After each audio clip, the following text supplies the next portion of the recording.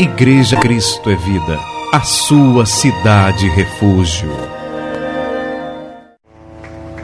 Então vamos à Bíblia, para que Deus possa falar à igreja nessa manhã. Vamos abri-la em Apocalipse capítulo 21, versículo 3. E o tema da mensagem desse domingo de carnaval, quando a festa da carne está sendo celebrada a todo vapor lá fora, nós aqui celebramos a festa do Espírito, a festa do Deus Todo-Poderoso. Lá fora se celebra a festa de Baal. Então o tema é: aos incrédulos, a parte que lhes cabe será no lago que arde com fogo e enxofre. Essa é a recompensa que aguarda os incrédulos. Inferno. Então todos acharam Apocalipse capítulo 21, versículo 3. Então ouvi grande voz vinda do trono dizendo: eis o tabernáculo de Deus com os homens. Deus habitará com eles.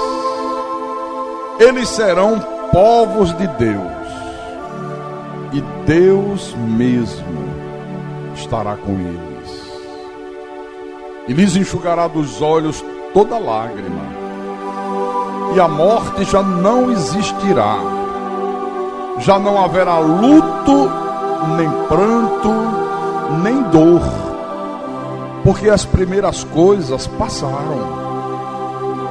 E aquele que está assentado no trono disse: eis que faço nova todas as coisas.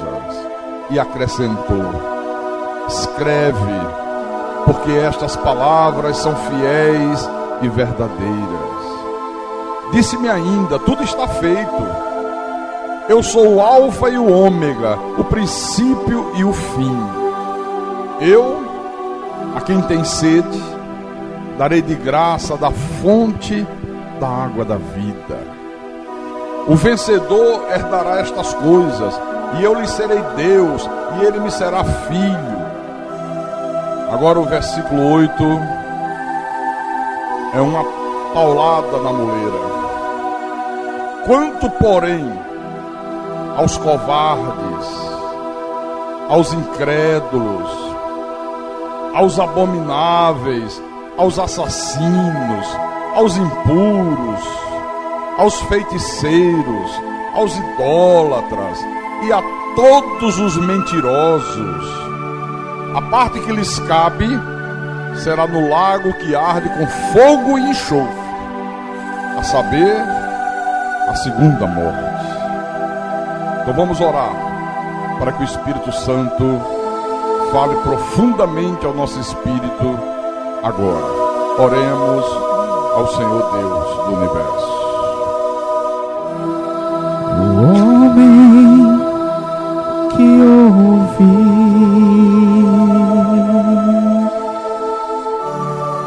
a palavra de Deus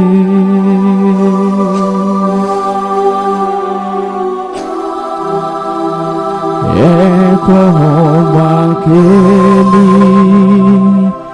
que sobre a rocha edificou.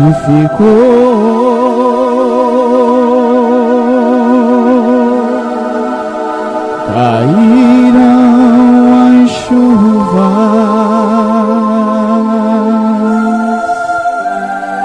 e o rio transbordou.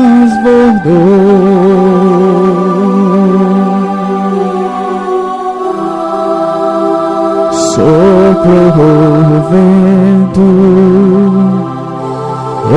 enfureceu,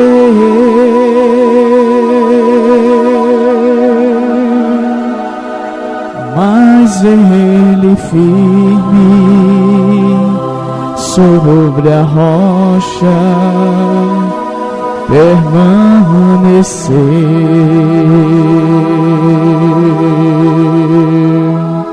mas aquele que ouvir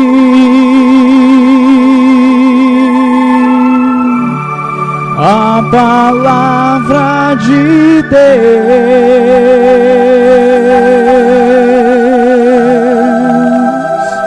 mas não viveu, sobre a areia construir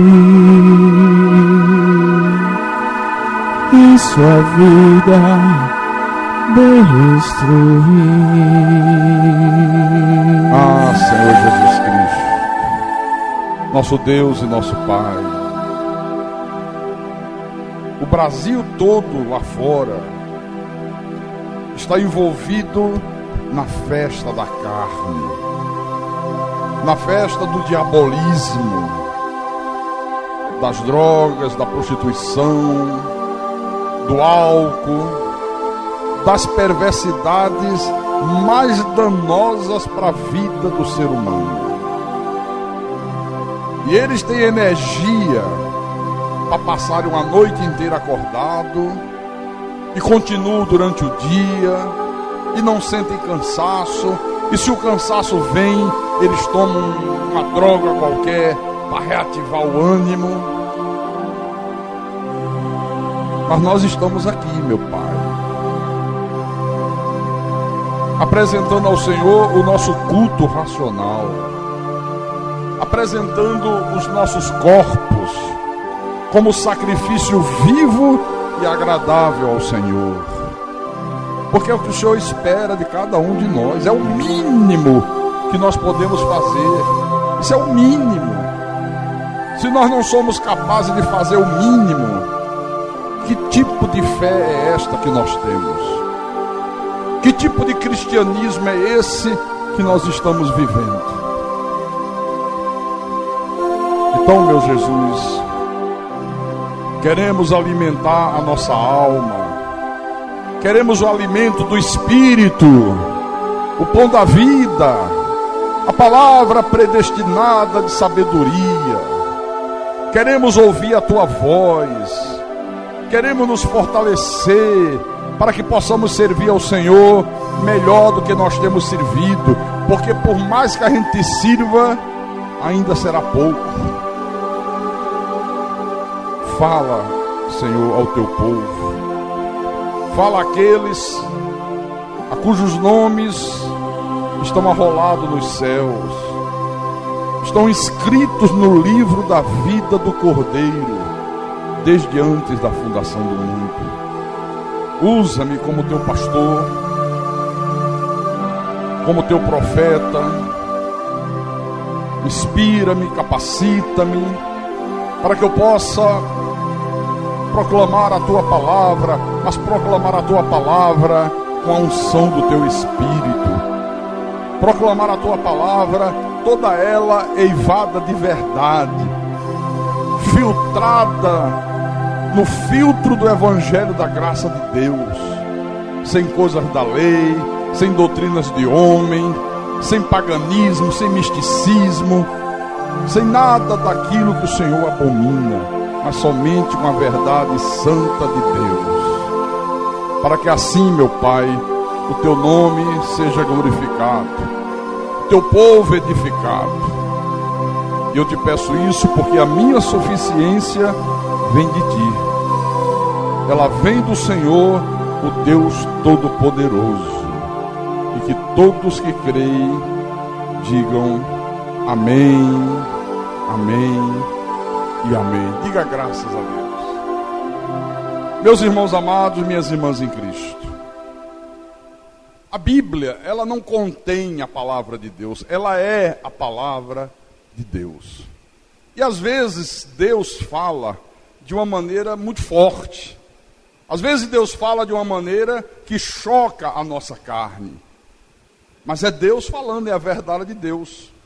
Aqui, nesse versículo 8 do capítulo 21 de Apocalipse, Deus fala de uma forma contundente e Ele dá uma relação de características malignas que identificam os filhos do diabo nessa terra.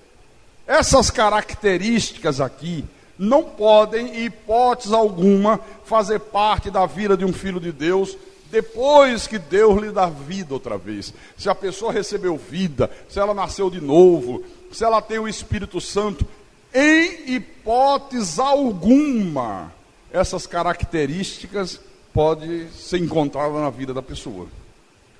Agora, é claro que tem gente que finge crer, tem gente que finge amar a Deus, finge confiar em Deus, porque tanto nesse tempo aqui, quando Jesus revelou a João o Apocalipse, como nos dias de hoje, há pessoas que fingem crer no Evangelho da graça de Deus, fingem abraçar a verdade, fingem obedecer a palavra, mas não demora muito, eles abandonam a verdade. Esses são os covardes que ele diz aqui. Aí junte a esses, aqueles que ouvem a palavra, ouvem a verdade, ou através de um CD, ou através de um programa de rádio, ou através de um evangelismo pessoal, mas não têm a coragem de assumir a verdade e morrem agarrados à mentira. Esses são os covardes. E os incrédulos, pastor? Os incrédulos são aqueles que não creem na obra consumada do Calvário. Jesus disse assim: está consumado. Eles não acreditam que salvo uma vez, salvo para sempre. Você já encontrou pessoas assim, que faz uma briga quando você diz salvo, sempre salvo? Já encontraram gente assim? Eles não acreditam na soberania de Deus, não creem que Deus está no controle, não acreditam que os demônios estão em algemas eternas. Eles acreditam que a salvação se perde, que o homem manda em Deus, que o homem é que dirige o seu próprio destino. Esses são os incrédulos. Depois ele diz os abomináveis. São aqueles que praticam, irmão, toda sorte de idolatria e cultos detestáveis a Deus. O sujeito dizer que está celebrando um culto a Deus e colocar lá sal grosso, arruda, rosa ungida, corrente de libertação, como se Jesus tivesse perdido viagem, como se na cruz do Calvário Jesus não tivesse nos libertado. Ele nos libertou do império das trevas, diga amém. Fogueira santa, missa, novena, procissão, tudo isso são coisas abomináveis a Deus. Só os abomináveis praticam essas coisas. E os assassinos? São aqueles que matam os filhos de Deus fisicamente e moralmente. No passado, muitos foram mortos fisicamente, mortos a fio de espada, queimados na fogueira, devorados por feras famintas nas arenas romanas.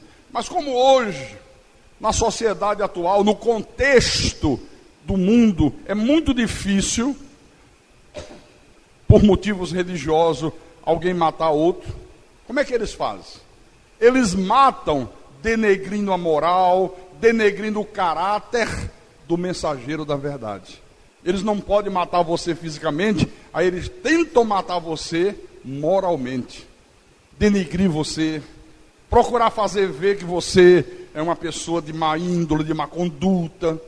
Isso mata, lançando calúnias, lançando difamações. Esses são os assassinos.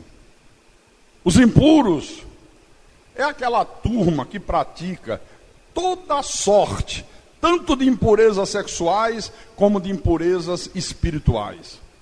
Sexuais, lesbianismo, homossexualismo, pedofilia, adultério, prostituição, tudo isso aí, aliado a um culto falso, formam as impurezas.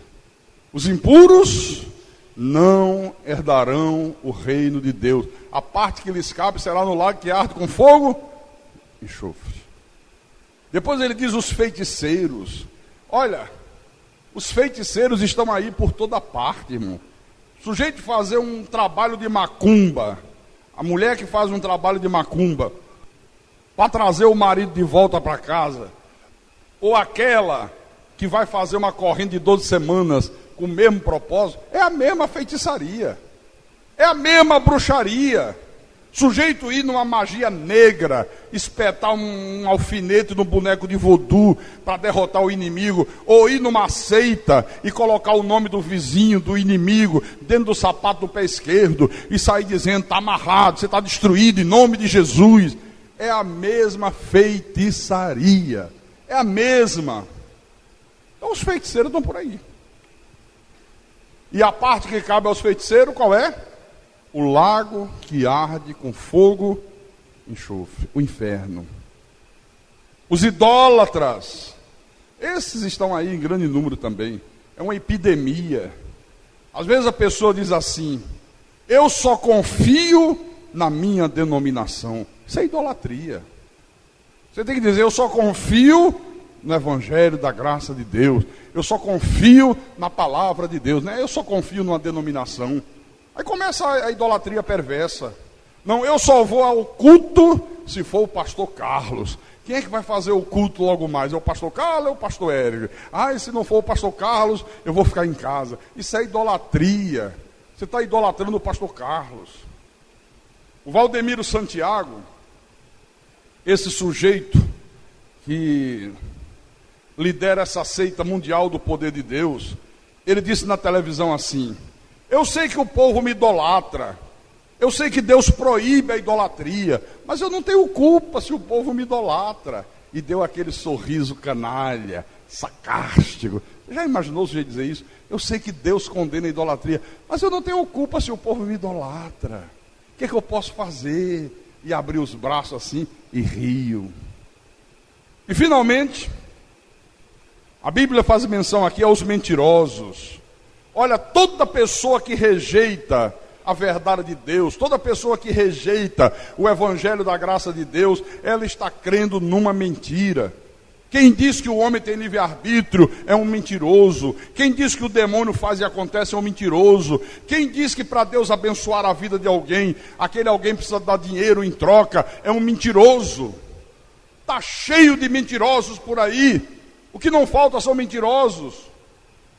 Então, irmãos, quem realmente é filho de Deus não é covarde, não é incrédulo, não é abominável, não é assassino, não é impuro, não é feiticeiro, não é idólatra e não é mentiroso. E vou dizer uma coisa, por mais que a pessoa consiga fingir ser filho de Deus, por mais que a pessoa consiga fingir que ela não é nenhuma dessas coisas aqui, se ela está fingindo, vai chegar um dia que Deus cria uma situação e aquela pessoa é desmascarada. Você pode enganar um tempo, 2 tempos, mas não todo o tempo. Então Deus cria situações onde os seus filhos são verdadeiramente identificados, mas identificados como? Pela roupa, pelo cabelo que não corta, pela calça comprida que não usa, por não ir à praia, por não ter uma televisão, por não ouvir uma música popular brasileira. Não, isso é coisa de seita, isso é coisa de fanáticos religiosos. Os filhos de Deus são verdadeiramente identificados por sua coragem, por sua fé, por sua fidelidade, por sua pureza. É assim que se identifica um filho de Deus. Há muitos exemplos na Bíblia que ilustram isso aqui.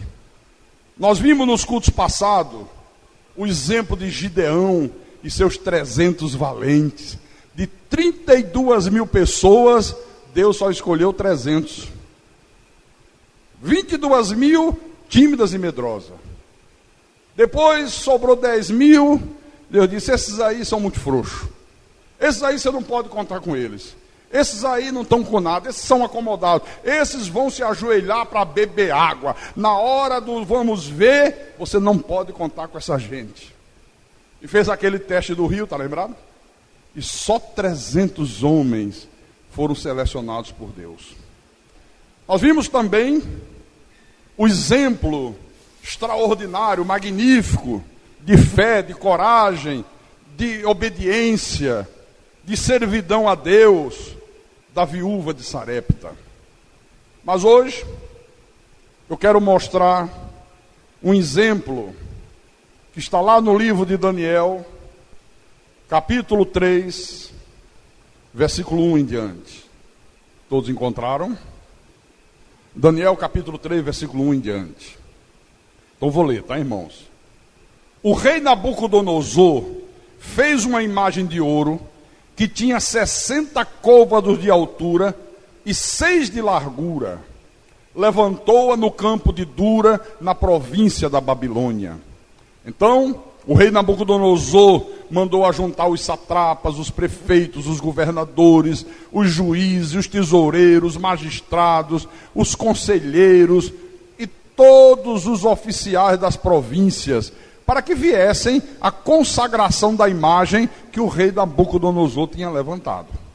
Então, se ajuntaram lá os satrapas, os prefeitos, os governadores, os juízes, os tesoureiros, os magistrados, os conselheiros e todos os oficiais das províncias para a consagração da imagem que o rei Nabucodonosor tinha levantado. E estavam em pé diante da imagem que Nabucodonosor tinha levantado.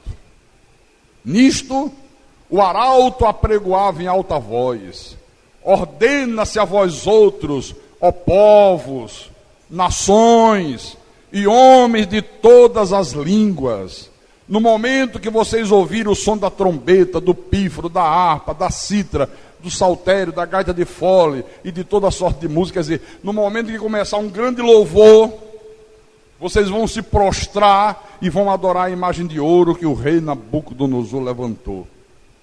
Qualquer que não se prostrar e não a adorar, será no mesmo instante lançado na fornalha de fogo ardente. Portanto, quando todos os povos ouviram o som da trombeta, do pífaro, da harpa, da cítara, do saltério, e toda a sorte de música começou a ser ouvida, um louvor extraordinário, se prostraram os povos, nações e homens de todas as línguas, e adoraram a imagem de ouro que o rei Nabucodonosor tinha levantado. Ora, no mesmo instante, se chegaram alguns homens caldeus e acusaram os judeus. Disseram ao rei Nabucodonosor: ó rei, vive eternamente. Tu, ó rei, baixaste um decreto pelo qual todo homem que ouvisse o som da trombeta, do pífaro, da harpa, da cítara, do saltério, da gaita de fole e de toda a sorte de música, e se prostraria e adoraria a imagem de ouro.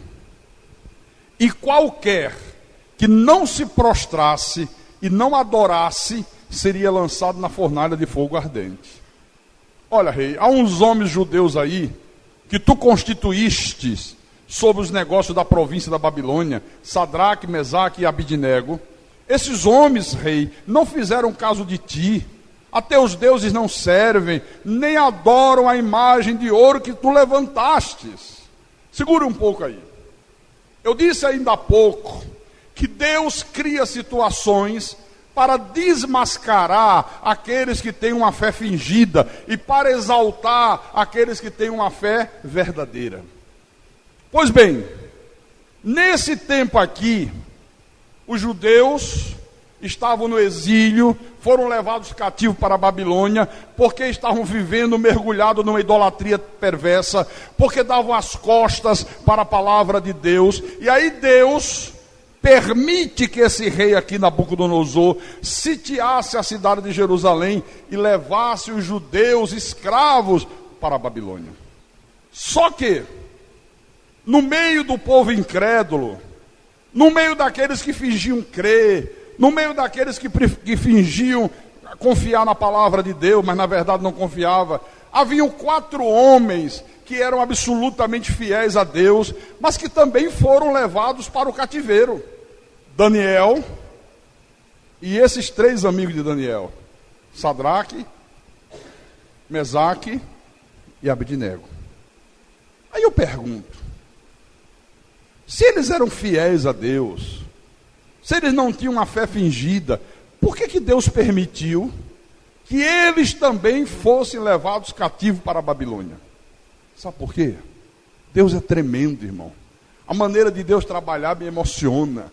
Eu acho espetacular, eu acho magnífico, maravilhoso. Deus permitiu, porque Deus queria mostrar que esses homens aqui tinham uma fé tão verdadeira, que mesmo estando na escravidão da Babilônia, mesmo estando indefesos, mesmo estando debaixo de uma ameaça de morte, eles não se acovardariam, eles não seriam infiéis a Deus. E outra coisa, nesse momento aqui, que Nabucodonosor levanta essa imagem gigantesca de ouro, já faziam muitos anos que eles estavam na Babilônia. Daniel já tinha sido posto como braço direito do rei. Ele já tinha pedido para colocar os seus amigos em cargos importantes no reino. Sabe como aconteceu com José no Egito? Onde José chegava, Deus criava uma situação que José ficava numa condição privilegiada. Então esses homens aqui, nesse momento aqui, estavam ocupando cargos importantes no reinado de Nabucodonosor. Eles não eram simples escravos. Eles tinham privilégios. Eles tinham conquistado, por uma vontade soberana de Deus, uma posição privilegiadíssima. Então é exatamente nessa hora que o rei Nabucodonosor decidiu fazer uma imagem de ouro e ordenar que todas as pessoas adorassem aquela imagem gigantesca. 30 metros de altura, de ouro. Para você ter ideia, você fazer uma comparação, aquela imagem do Cristo Redentor, lá no Rio de Janeiro, tem 40 metros de altura. Essa aqui tinha 30. O Cristo Redentor no Rio foi feito em pedra sabão, levou 9 anos para ser feito aquela monstruosidade. Aquilo é uma monstruosidade. Aquilo é uma idolatria perversa. E ele diz assim: o Cristo está abençoando a cidade maravilhosa. E cada dia ela se torna pior. Cada dia se torna uma cidade insuportável de se viver. Então veja, o rei assina um decreto e determina ditatorialmente que todos deveriam se prostrar e adorar a imagem. Aquele que não obedecesse seria lançado dentro de uma fornalha ardente. Uma fornalha era um forno gigantesco que eles tinham para fazer a metalurgia, para extrair minério das pedras. Então era uma coisa gigantesca, grandiosa, sabe? Um forno violentíssimo. Aí o cara vem de lá e, como um ditador perverso, tipo assim Ahmadinejad, o presidente do Irã, tipo esse louco aí da Líbia, Gaddafi, tipo Hugo Chávez da Venezuela, que são a semelhança de Nabucodonosor, ditadores vagabundos, que não merecem nenhum tipo de consideração. Então assim ele fez. Então vamos ler outra vez aqui, do versículo 2 ao versículo 6. Então o rei Nabucodonosor mandou ajuntar os sátrapas, os prefeitos, os governadores, os juízes, os tesoureiros, os magistrados, os conselheiros, toda a cambada de funcionário público do seu reino. Chamou todo mundo, né? Para que viessem à consagração da imagem que ele havia construído. Então se ajuntaram lá, toda a turma, o pessoal de Brasília, os senadores, os prefeitos, os vereadores das cidades, né? Os deputados federais, os deputados estaduais, os funcionários dos ministérios, os ministros, toda a turma estava lá, né? Para a consagração da imagem que Nabucodonosor tinha levantado. Estavam em pé diante da imagem que Nabucodonosor tinha levantado. Nisto, o arauto apregoava em alta voz: ordena-se a vós outros, ó povos, nações e homens de todas as línguas. Aí agora estava o povão lá. Tudo quanto era povo estava lá. Então a ordem é que no momento que vocês ouvirem um louvor começar a ser tocado, começar a ser ministrado, vocês vão se prostrar e vocês vão adorar a imagem de ouro que o rei construiu. E tem uma coisa, Hugo Chávez está dizendo que aquele que não se prostrar e não adorar a imagem que ele construiu, no mesmo instante, não é depois, não é na mesma hora, vai ser lançado dentro da fornalha ardente. Preste atenção na ordem de Gaddafi. Se não fizer o que Gaddafi está dizendo, vai morrer dentro de uma fornalha acesa. Vai virar cinzas. Está aqui, ó. Quer dizer, o rei, com seu poder ditatorial, convoca todo mundo atendeu o pedido chamado Nabucodonosor, uma multidão imensa, uma festa digna de Lúcifer. Só que eu vou dizer uma coisa para você, esse ajuntamento aqui era muito mais que uma cerimônia política, isso aqui era um culto religioso com louvor e tudo mais, e o rei exigia uma fidelidade absoluta de todo aquele povo. Observe depois com calma, quando você lê em casa outra vez esse texto, o verbo adorar é usado pelo menos 10 vezes nesse capítulo aqui. Era um culto religioso, só que um culto falso. Isso aqui simboliza a falsa igreja, isso aqui simboliza as falsas religiões. Isso era um verdadeiro culto ao diabo. Então a opção era: ou a pessoa se curvava diante da imagem e adorava a imagem, ou ela seria lançada dentro de uma fornalha e morreria queimada. O que aconteceu então, hein? O que acontece numa hora tão terrível como essa aqui? Leia o versículo 7, por favor. Portanto, quando todos os povos, tinha gente lá de todas as nações da terra, na Babilônia.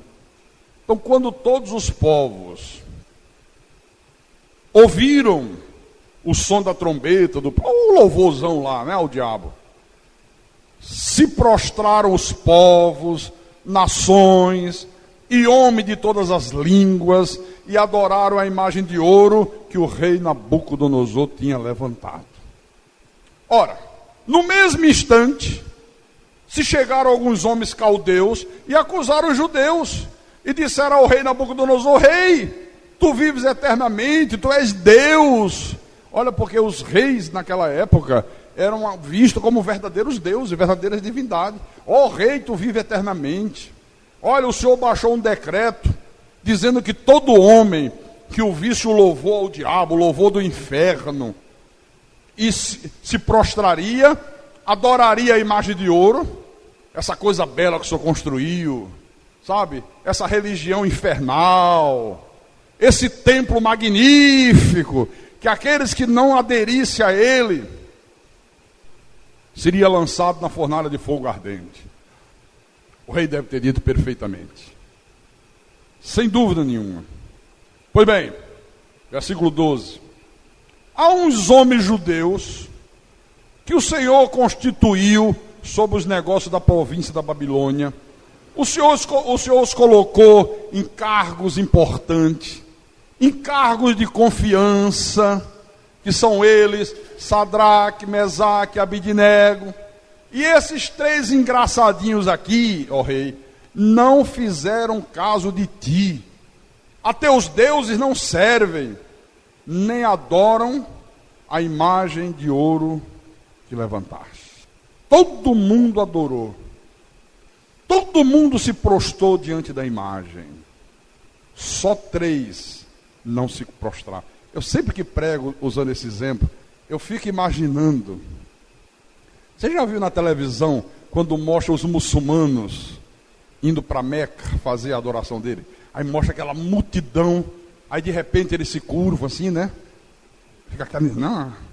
Eu fico imaginando uma imagem daquela e 3 caras de pé.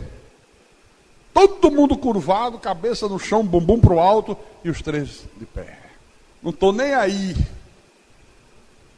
Esses 3 engraçadinhos aqui. Porque, irmãos, o povo da Babilônia estava acostumado a adorar muitos deuses.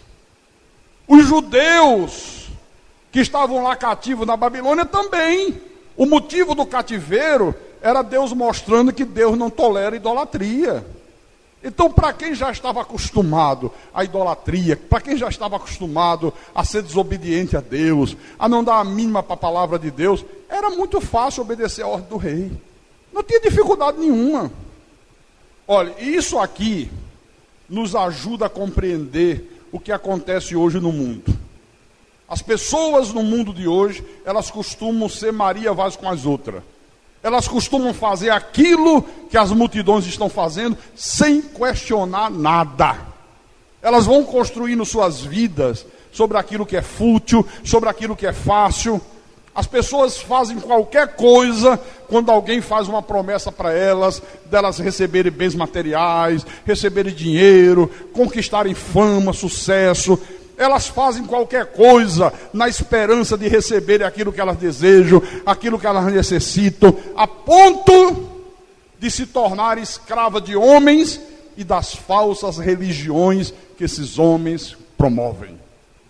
Não é isso que a gente tem visto ou não é? O cara diz assim: se você beber esse copinho de xixi, Deus vai fazer você ficar rico. Olha, todo mundo vai beber o xixi do cara. Se você passar em cima desse tapete de sal, coisa de macumba, de umbanda, de candomblé, Deus vai abrir os teus caminhos. Olha, é uma multidão passando em cima de tapete de sal. Então as pessoas estão dispostas a fazerem qualquer coisa quando alguém faz uma promessa para elas, que interessa a elas. Elas chegam ao ponto de se tornarem escravas. Ficam escravas de um sistema religioso, não conseguem mais se libertar daquilo, porque depois que entra, o cara diz: se sair, o diabo está ali na porta esperando você. E a pessoa fica com medo. Igualzinho acontece na macumba. Agora, aqui, no meio daquela multidão, haviam 3 homens que não se curvaram, nem adoraram a imagem que Nabucodonosor havia construído. Não vou me curvar. Mas você sabe, olha, rapaz, os outros judeus, né? Sadraque, Mesaque e Abidnego. Vocês ouviram bem a sentença? Quem não fizer isso, na mesma hora vai ser jogado ali naquele forno.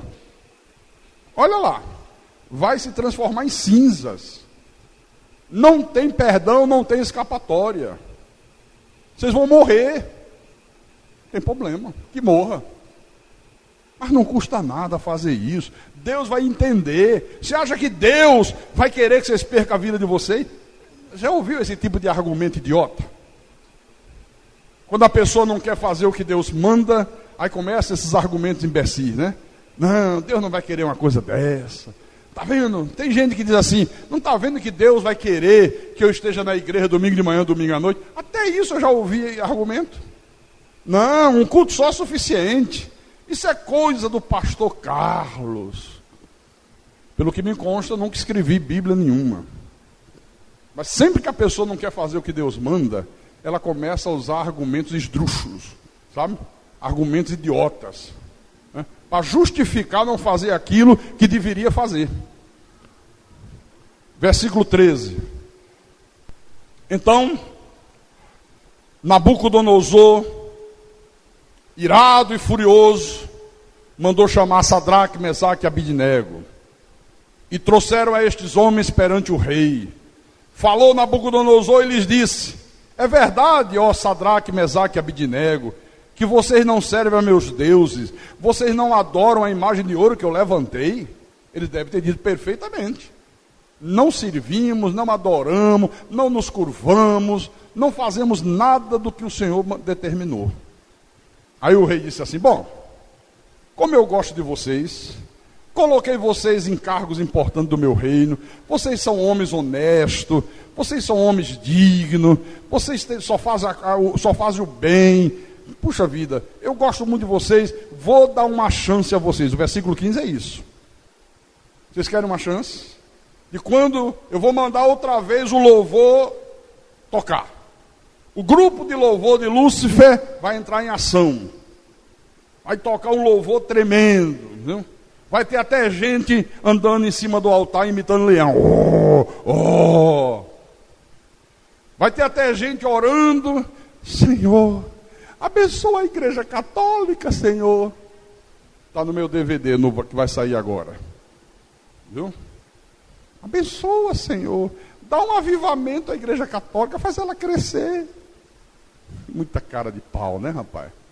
Que barbaridade. Vocês vão ver. Vocês vão ver no próximo DVD. Ele diz, vocês estão dispostos a se prostrar, a adorar, porque se vocês não fizerem isso, se vocês não agarrarem essa chance que eu estou dando, no mesmo instante vocês serão lançados na fornalha de fogo ardente. Olha, eu vou dizer para vocês, quem é o Deus que poderá livrar vocês das minhas mãos? Você vê como os reis eram tidos como divindades? Qual é o Deus que é mais poderoso do que eu?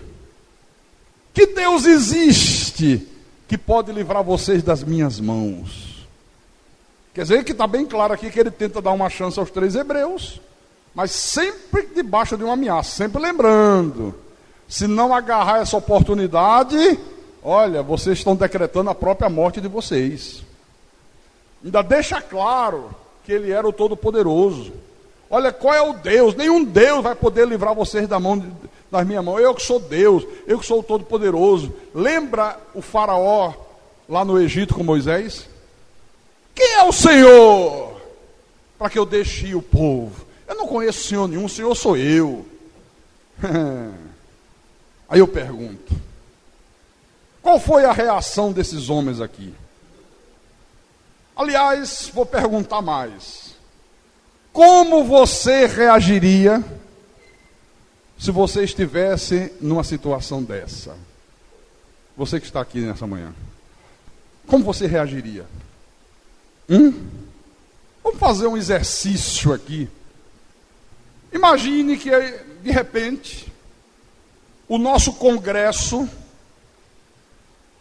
estabelecesse uma lei no país dizendo assim: todo mês de maio, que a Igreja Católica diz que é o mês dedicado a Maria, não é?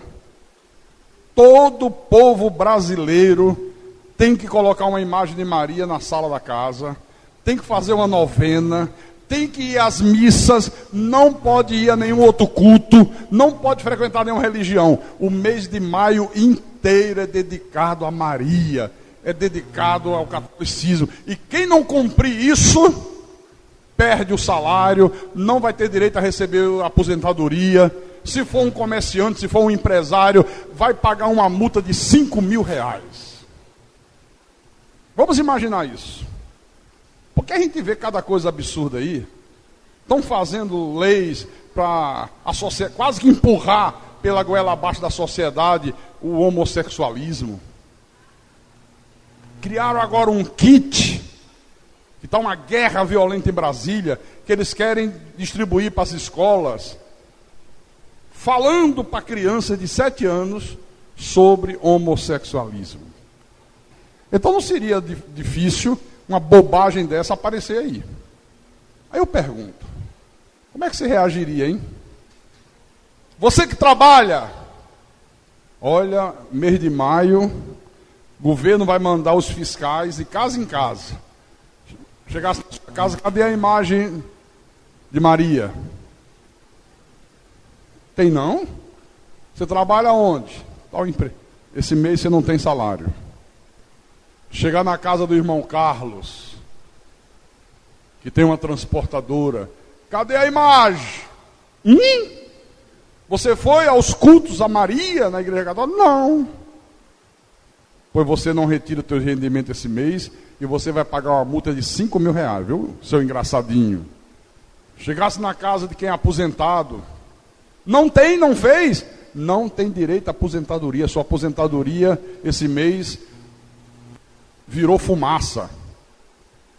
Como é que você reagiria diante disso, hein? Só que aqui era mais grave. Aqui era morrer. Apesar de que tem gente que prefere morrer do que perder dinheiro, né?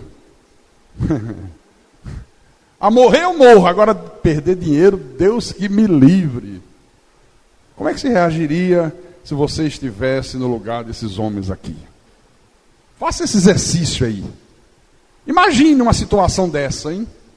A pessoa que ganha um salário e sem aquele salário não tem como comer, vai passar fome, não tem como pagar aluguel, pagar a luz, pagar a água. A pessoa que sem aposentadoria ia passar necessidades. O nome ia para o SPC, ia para o Serasa. Como é que você reagiria diante de uma situação desta aqui? Vamos ver, né? Como é que esses homens reagiram. Versículo 13. Versículo 13 não, versículo 16. Responderam Sadraque, Mesaque e Abidnego ao rei: ó Nabucodonosor, quanto a isto, não necessitamos te responder. Se o nosso Deus, a quem servimos, quer livrar-nos, ele nos livrará da fornalha de fogo ardente e das tuas mãos, ó rei. Se não, se Deus não quiser, se for da vontade de Deus que a gente se torne Marte, fica sabendo que não serviremos a teus deuses, nem adoraremos a imagem de ouro que levantaste. Aqui nós temos algumas coisas importantes.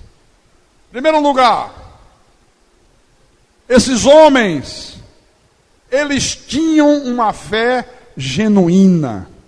Quem tem uma fé verdadeira, meu irmão, não titubeia, não vacila, não hesita, não teme as ameaças, não se impressiona com as multidões, não se impressiona com os sinais operados pelo diabo.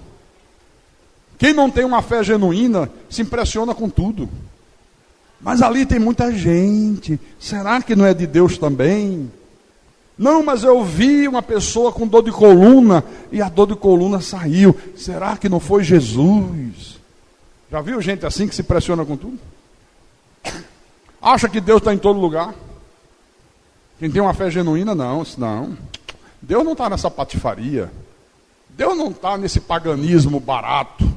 Deus não está nessa prostituição espiritual aí. Não, estou fora. Mas tem uma multidão lá, problema deles. Poucos são os escolhidos.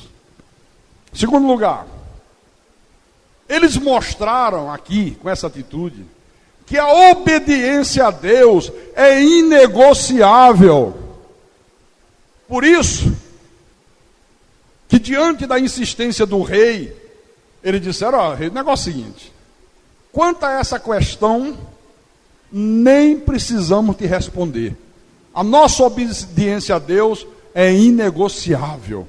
Se Deus quiser nos livrar da fornalha, Ele vai livrar. E vai livrar das tuas mãos. Se Ele não quiser, se Ele achar que nós devemos morrer queimado, fique sabendo que nem assim nós vamos adorar os teus deuses. Nós vamos servir aos teus deuses. E ponto final. Aleluia.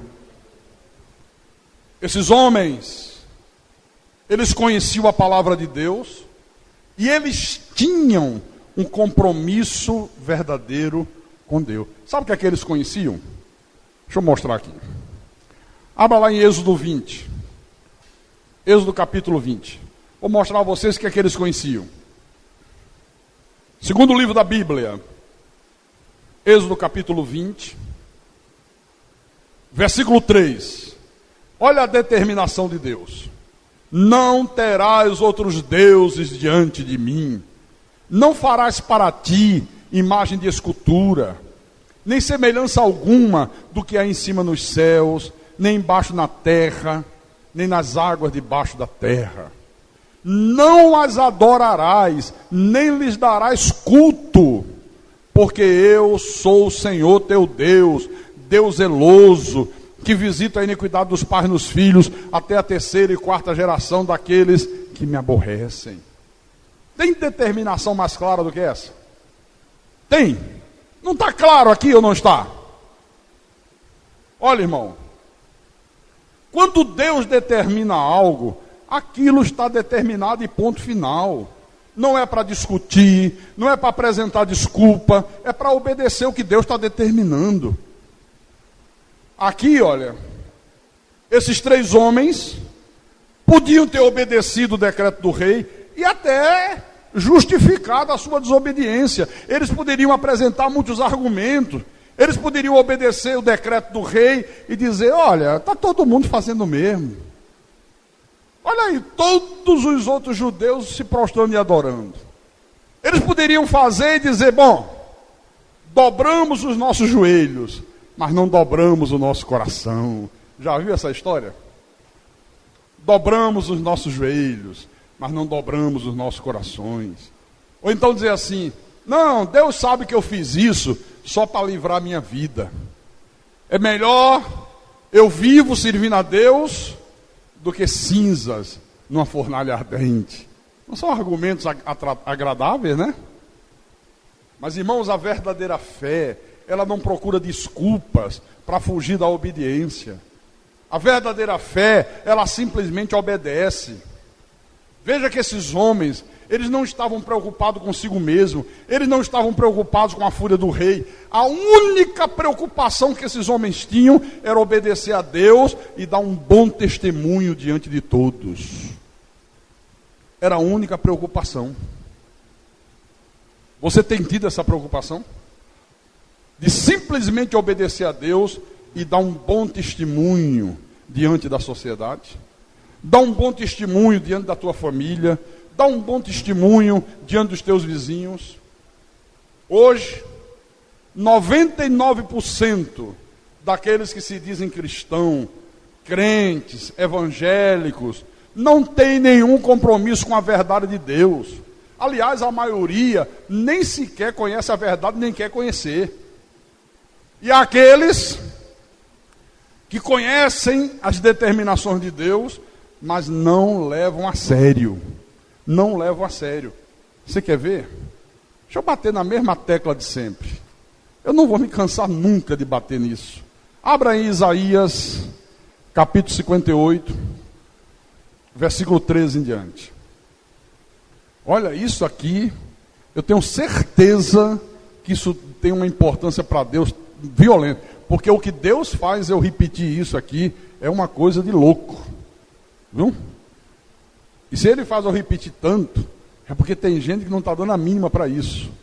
Isaías 58, versículo 13. Se desviares o pé de profanar o sábado, eu já expliquei aqui 500 milhões de vezes, que esse sábado não é o sábado do calendário romano, viu? Não é segunda, terça, quarta, quinta, sexta, sábado, não. Essa palavra sábado no hebraico é Shabbatum, dia de descanso. Lá no primeiro livro da Bíblia, no Gênesis, quando Deus faz a sua criação, diz que Deus criou todas as coisas em 6 dias. E no 7º dia, descansou. Nessa época aqui não havia calendário romano. Não havia os meses, janeiro, fevereiro, março. Era o primeiro mês, segundo mês, terceiro mês. O primeiro dia, o segundo dia, o terceiro dia. Então Deus dizia, ó, você vai trabalhar 6 dias. Trabalhe, ganhe dinheiro, se divirta, vá à praia, vá ao clube, vá à piscina, se reúna com os amigos, faça churrasco, faça o que você quiser, só não pode pecar. Agora, o 7º dia, você vai dedicar todo ele para que eu trabalhe na tua vida. Então, se desviares o pé de profanar o Shabbatum e de cuidar dos teus próprios interesses no meu santo dia. Deus não quer que você cuide dos teus interesses no santo dia do Senhor, que para nós hoje é o domingo, né? Porque trabalhamos segunda, terça, quarta, quinta, sexta, sábado. Domingo nós dedicamos a Deus. Tem que ter coragem e dizer, domingo, não faço nada. Domingo, nem para ganhar $1 milhão. Domingo é dedicado a Deus. Esse deveria ser o comportamento, né?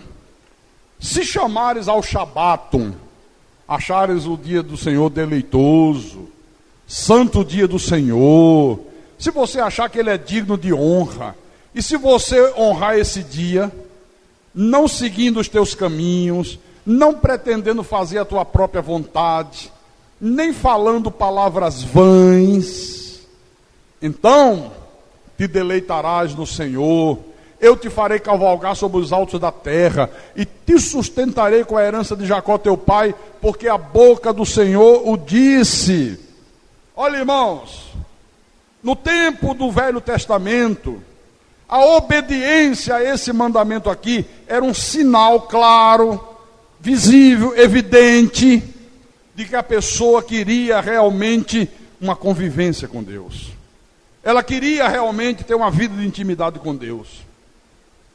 Porque, tanto naquele tempo, como nos dias de hoje, a tendência é a pessoa, no dia de descanso, buscar o lazer, ir para a praia, querer fazer um churrasco com os parentes, com os vizinhos, com os amigos, ir para uma fazenda. Não é a tendência natural? Naquela época também era. Só que quem levava Deus a sério, obedecia isso aqui. E os que obedeciam, desfrutavam das benesses espirituais de Deus. Prosperidade, cura, sucesso na vida, paz, vitória sobre os inimigos. Essa é a promessa de Deus. Se você levar a sério a minha determinação, se você obedecer, eu vou fazer tudo isso na vida de vocês. Quer dizer, veja a importância que isso aqui tem para Deus.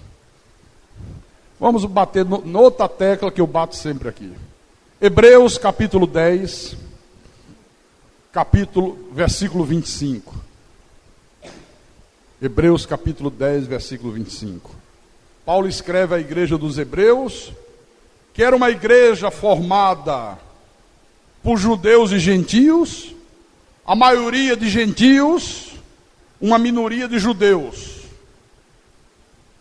E o apóstolo diz assim: não deixemos de congregar-nos, como é costume de alguns.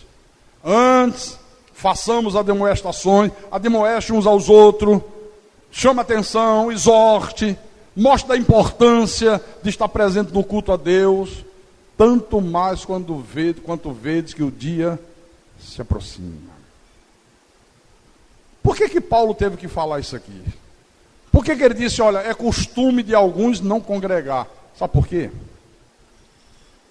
Os judeus que congregavam nessa igreja ainda traziam aquele ranço preconceituoso contra os gentios. E eles ainda ficavam em dúvida. Rapaz, será que é bom conviver com essa gente? Será que eles também são de Deus? Ainda tinham dúvida. E de vez em quando ficavam em dúvida, não vinham ao culto. Outros ainda tinham medo das punições, porque aderir ao cristianismo trazia sérias consequências. Seríssimas consequências. Então ainda tinha uns que diziam, vou ou não vou? Às vezes chegava no dia do culto, rapaz, não sei se eu vou, não sei se eu fico. Olha, tem um vizinho meu que se converteu, mandaram ele embora do emprego. O cara está desempregado. Os judeus estão fechando as portas, não dão mais emprego para ele em lugar nenhum. Aí o cara de vez em quando vacilava, não ia. Aí Paulo é obrigado a escrever, dizendo para eles e para nós hoje, que o dia que nós nos reunimos para cultuar Deus, é um dever sagrado de todo cristão se fazer presente. É inadmissível negligenciar isso aqui. É grave pecado, é grave ofensa pessoal a Deus. Quanto de vocês faltaram ao culto de quarta-feira por motivos fúteis? Quantos de vocês estão aqui hoje de manhã, mas não estiveram quarta-feira à noite e poderiam ter estado? Eu não estou falando de quem estava no trabalho, trabalhando no turno da noite. Eu não estou falando de quem estava na faculdade, muito embora que, às vezes o cara falta aula para ir beber, né? Quando é incrédulo. Aparece uma mulher para ele se prostituir, ele não pensa duas vezes de faltar aula. Por que não faltaria uma aula para estar no culto a Deus? Mas isso é problema pessoal de cada um. Pastor Éricles está há 10 anos aqui na igreja. Não se formou antes, porque nunca deixou de estar nos cultos quarta-feira à noite. Quando nós fazíamos o seminário teológico às terças-feiras, nunca deixou de estar aqui no dia do seminário. E aí, deixava de cumprir as cadeiras, levava as faltas, né? Senão já tinha se formado antes. Esse rapaz nunca faltou, nesses 10 anos, os cultos de quarta-feira. Será que Deus não vai recompensar? Já está recompensando. Já está recompensando, né? Bom, onde você estava quarta-feira à noite? Será que você resistiria se Deus mandasse um detetive ir atrás de você sem você saber filmar onde você estava quarta-feira na hora do culto, o que você estava fazendo, e chegasse aqui e dissesse: irmão, está filmado onde você está, posso passar ali? Você autorizar, você diz: não, pastor, que isso? Que história é essa? Isso é minha vida particular. Se o cara estava num lugar que tinha que estar mesmo, não podia deixar de estar, pode passar. Aí está lá o cara trabalhando, não dava para estar. Está lá na faculdade, estudando, no colégio. E aquele que estava em casa, diante da televisão, assistindo a novela das 8. E aquele que estava em casa, deitado no sofá. Não, eu não fui à igreja, mas bota aí um CD do pastor para eu ouvir, é a mesma coisa. Volte lá em Daniel. Daniel capítulo 3, versículo 19 em diante. Então Nabucodonosor se encheu de fúria diante da coragem daqueles homens, diante da atitude firme, diante de uma fé inabalável. O rei ficou furioso, transtornado o aspecto do seu rosto contra Sadraque, Mesaque e Abidnego. Ordenou que se acendesse a fornalha 7 vezes mais do que costumava. Ordenou aos homens mais poderosos que estavam no seu exército que amarrassem a Sadraque, a Mesaque e Abidnego e os lançassem na fornalha de fogo ardente.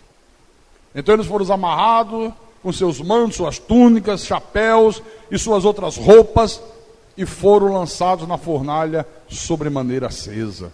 Porque a palavra do rei era urgente, e a fornalha estava sobremaneira acesa. As chamas do fogo mataram os homens que lançaram de cima para dentro a Sadraque, Mesaque e Abidnego. Só em chegar perto da boca do forno para jogar, as chamas lamberam, e aqueles que foram lançar os judeus já foram mortos. Imagine o que era essa fornalha aqui. Estes 3 homens, Sadraque, Mesaque e Abidnego, caíram amarrados dentro da fornalha sob maneira acesa. Então, o rei Nabucodonosor se espantou, porque havia na fornalha uma parte que era um vidro transparente, para o cara acompanhar, né, o metal sendo fundido. Ele acompanhava o processo para ver quando estava bom, quando não estava bom. Quando o rei olhou, espera lá, não jogamos agora mesmo aí dentro 3 homens amarrados dentro do fogo? Foi, rei, Sadraque, Mesaque e Abidnego. Tem alguma coisa errada. Eu estou vendo 4 homens. E eles estão soltos. Andam passeando dentro do fogo. Sem nenhum dano. E o aspecto do quarto é semelhante a um filho dos deuses, a um Deus. Tem uma coisa divina nesse quarto ser. Então se chegou Nabucodonosor à porta da fornalha sob maneira acesa, falou e disse: Sadraque, Mesaque e Abidnego, servos do Deus Altíssimo, saí e vinde. Saiam. Por que vocês estão aí passeando? Parece que estão na ponte metálica. Parece que estão dando um passeio nas calçadas da praia do Náutico. Vocês estão aí passeando, parece que está na feirinha. Então saiam. Vem para fora. Sadraque, Mesaque e Abidnego saíram do meio do fogo. Aí se juntou lá a curriola de puxa-saco, de político, toda aquela turma que você vê em volta das autoridades. E eles viram, foram testemunhas, que o fogo não teve poder algum sobre os corpos desses homens, nem foram chamuscados os seus cabelos da cabeça, nem os seus mantos se mudaram, nem cheiro de fogo passara sobre ele. Por isso que eu quero dizer para você, meu irmão, a fé verdadeira é uma fé contagiante, é uma fé que contagia todo mundo. Quando a pessoa tem uma fé verdadeira, ela influencia as pessoas, ela faz até com que pessoas ímpias honrem a Deus, glorifiquem a Deus. Quando se tem uma fé verdadeira. Quando a fé não é verdadeira, não contagia ninguém, pelo contrário, descontagia, desanima. Por isso que eu detesto conviver com pessoas que não tenham uma fé contagiante. Porque quando a pessoa tem uma fé verdadeira, ela me contagia, sabe? Ela me anima, ela me joga para cima, ela faz com que eu tenha mais vontade ainda de servir ao Deus Altíssimo. Quando a pessoa não tem essa fé contagiante, ela desanima você, sabe? Sabe aquela coisa, aquele balde de água fria que às vezes jogam sobre você? Isso é um perigo. É contagiante, influencia. Faz até os ímpios honrarem Deus. Olha, foi o que aconteceu com esse rei pagão, Nabucodonosor. O rei ficou tão contagiado pela fé desses homens aqui, que ele fez um decreto, só que agora o decreto exaltava o Deus verdadeiro, e ainda fez prosperar Sadraque, Mesaque e Abidnego. Mas o rei se contagiou, não foi com as palavras desses três homens, não. Aquilo que Sadraque, Mesaque e Abidnego falou, não teve efeito positivo nenhum no rei. Tanto que o rei continuou, joga na fornalha. O que contagiou o rei foi o fato, irmão, da fornalha não ter queimado esses três homens.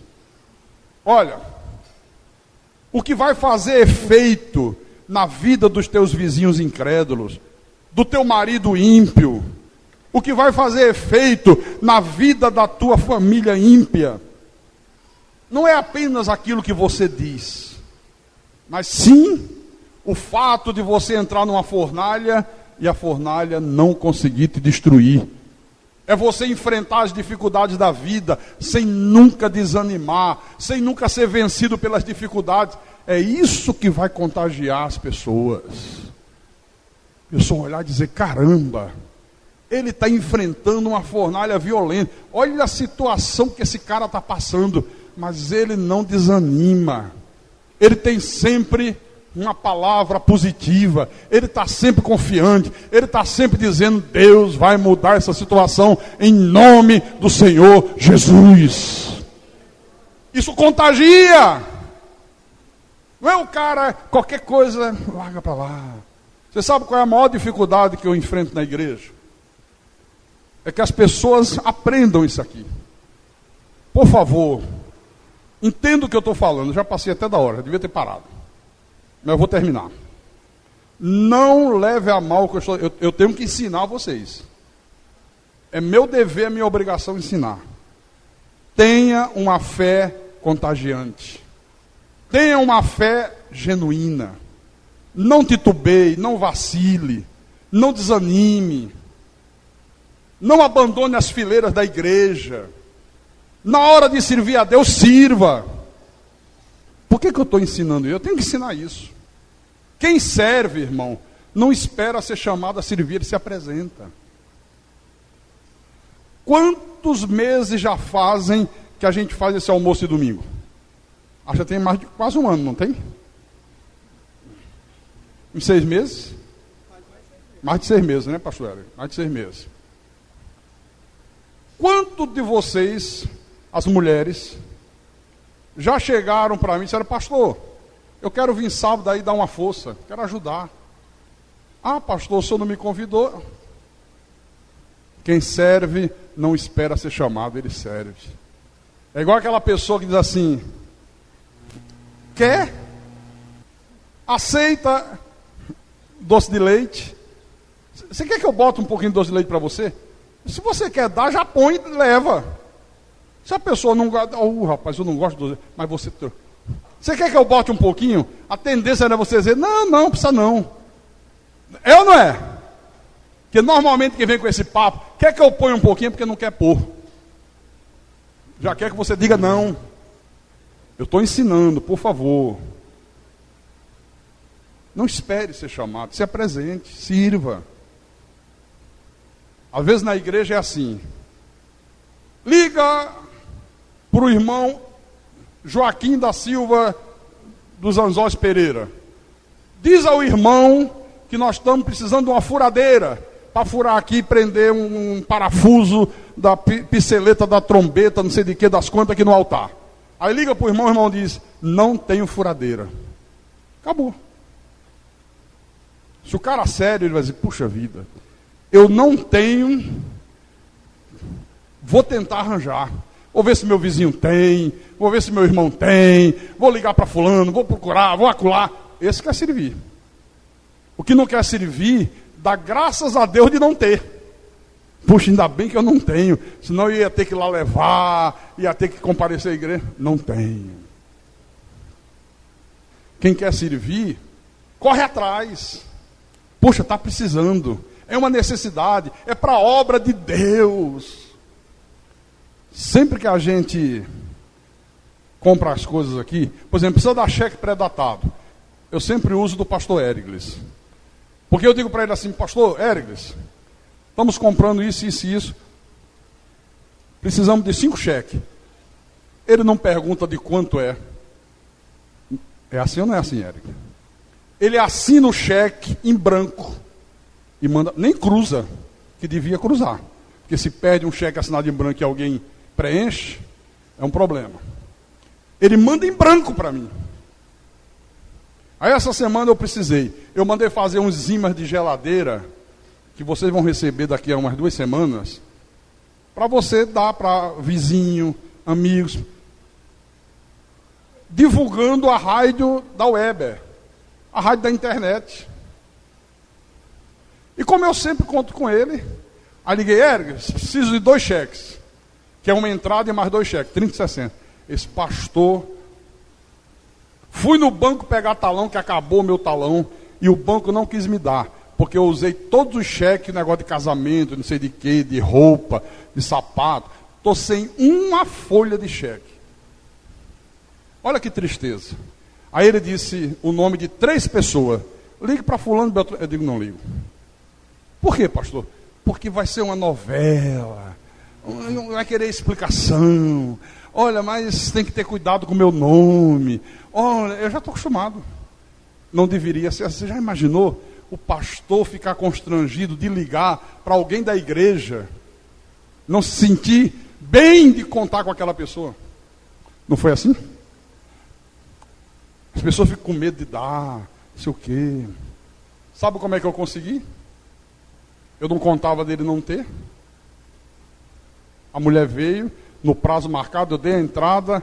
Eu digo, olha, depois da manhã eu te dou o cheque, houve um imprevisto e tal. Aí liguei para a irmã Ruth. Ruth, olha que situação. Puxa, pastor, que problema. Vou falar com a minha chefe aqui do salão, a dona do salão que ela trabalha na aldeota. Olha, o pastor da igreja está precisando de 2 cheques. Tu tem cheque?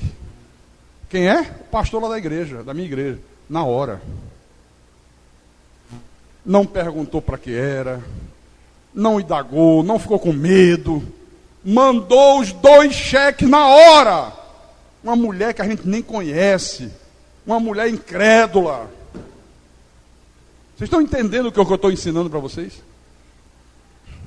Para a gente terminar, versículo 28, falou Nabucodonosor e disse, bendito seja o Deus de Sadraque, Mesaque e Abidnego, que enviou seu anjo e livrou os seus servos, que confiaram nele, pois não quiseram cumprir a palavra do rei, preferindo entregar o seu corpo a servirem e adorarem a qualquer outro Deus, senão ao seu Deus.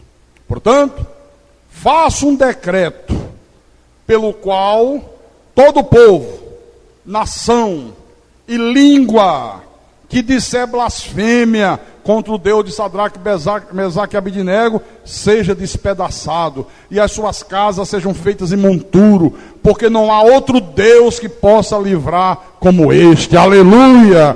Glória a Deus, louvado seja o nome de Jesus Cristo. Não há Deus que possa livrar como este.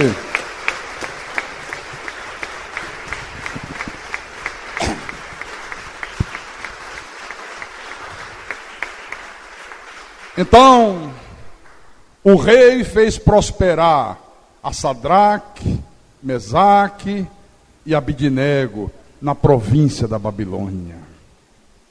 Então, meus irmãos, a fé desses homens e essa experiência espetacular que eles tiveram, tudo isso aqui nos ajuda a examinar a nossa própria fé, para que a gente determine se nós estamos tendo uma fé autêntica ou uma fé fingida. Com esse exemplo aqui, Deus está dizendo para cada um de nós nessa manhã que Ele não aceita frouxidão, Ele não aceita covardia, Ele não aceita desculpas esfarrapadas, Ele não aceita dúvidas. Esse é o recado de Deus. Se eu fosse frouxo, eu não estaria fazendo culto. O médico disse: você tem que parar agora, pelo menos 15 dias. Eu não parei até agora. Pastor Eric foi lá: pastor, para os 15 dias de calma. Eu tenho que deixar tudo organizado. Não é assim não. Não é largar a coisa do dia para a noite e ir embora. Viu, Feijó? É ter responsabilidade com as coisas de Deus. Não é virar as costas. Não, eu vou cuidar da minha vida. Não quero nem saber, deixa para lá. Se você puder, você faz. Se você também não puder, deixa rolar. Sabe quantas vezes eu vou fazer isso? Nunca. Só se eu estiver morto.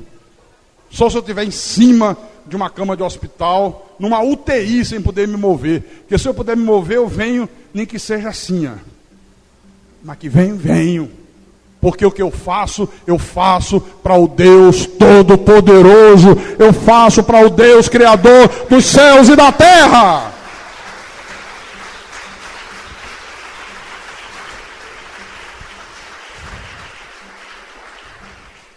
Então o recado para você e para mim é esse aqui. Deus está dizendo: não aceite frouxidão. Não seja um frouxo, não seja um covarde. Não fique apresentando desculpas esfarrapadas. Não fique em dúvida. Vou ou não vou? Faço ou não faço? Me jogo ou não me jogo? Visto a camisa ou não visto a camisa? Outra coisa. Uma fé que não passa por provações não é digna de confiança. Porque a fé verdadeira, meu irmão, olha, quanto mais ela passa por provações, mais ela se fortalece. Mais ela finca raízes na terra, fica forte. Uma fé fingida, na hora das provações, ela se desintegra. Some, desaparece a fé. E eu quero terminar com 1 de Pedro, capítulo 1, versículos 6 e 7, para a gente celebrar a ceia. Pedro disse: nisso exultais, embora no presente, por breve tempo, se necessário, sejais contristado por várias provações, para que, uma vez confirmado o valor da vossa fé, muito mais preciosa do que o ouro perecível, mesmo apurado por fogo, redunde em louvor, glória e honra na revelação de Jesus Cristo. Aleluia, aleluia, aleluia, aleluia. Ele disse: se alegrem quando vocês tiverem que passar por várias provações, porque a provação vai fortalecer a fé de vocês. A provação vai fazer com que vocês tenham atitudes que vai glorificar, vai honrar, vai ser louvor para o Senhor Jesus Cristo. Amém?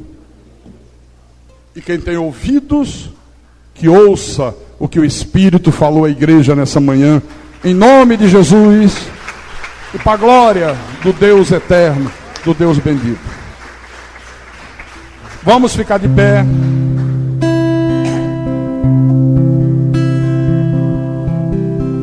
Fique de pé. Feche os teus olhos. Eleve o teu pensamento ao alto.